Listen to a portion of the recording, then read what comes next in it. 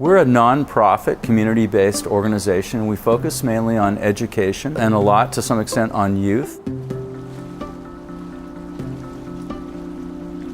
We call the kids apprentices. They're 13 to 18 years old, and they're learning job skills.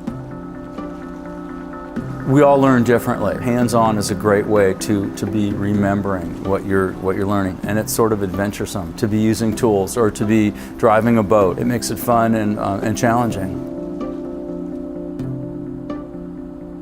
You look around and you can see the great work they've done with the kids.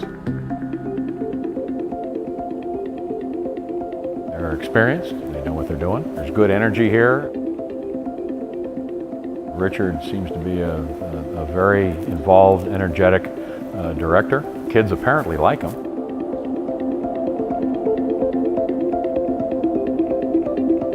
I'm hoping they'll become well-rounded individuals with a wider worldview.